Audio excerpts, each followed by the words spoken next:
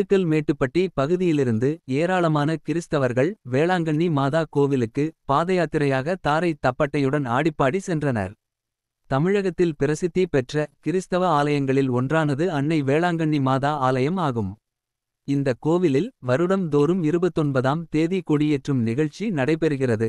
இந்த கொடியேற்ற நிகழ்ச்சிக்காகவும் அன்னை வேளாங்கண்ணி மாதாவை தரிசிப்பதற்காகவும் தமிழகத்தில் உள்ள பல்வேறு மாவட்டங்களில் இருந்து லட்சக்கணக்கான பக்தர்கள் வேளாங்கண்ணி மாதா கோவிலுக்கு பாதயாத்திரையாக வருவது வழக்கம்.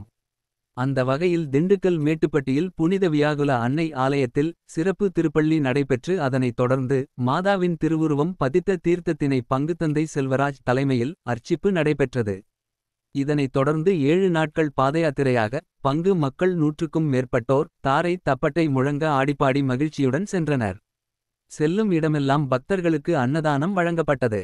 மேலும் இவர்கள் இன்று தொடங்கியுள்ள இந்த பாதயாத்திரை சுமார் ஒரு வாரம் கடந்து வருகின்ற 29ஆம் தேதி முதல் கொடியேற்றத்திற்கு செல்வதாக கூறுகின்றனர்.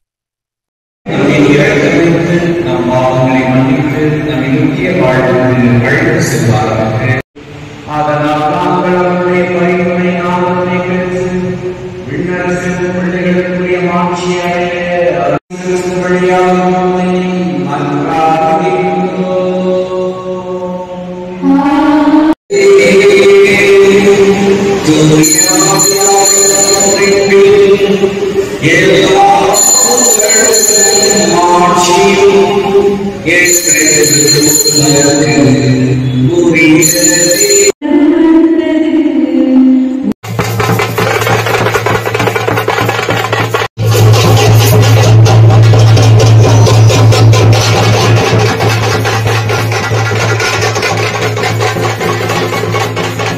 இறைவா, அன்பான ஆண்டவர் இயேசுவே, இதோ உங்களுடைய அன்னை உருவத்தை இந்த எங்களுடைய அன்பு பிள்ளைகள் எங்களுடைய மேட்டுப்பட்டி அழைத்து சென்று உம்மை போல வாழ வழிவகை கிடைக்க அவர்களுக்கு அருள் வழங்க தவமிருந்து ஆண்டவரே நீங்கள் இந்த மக்களுக்கு அருளுங்கள்.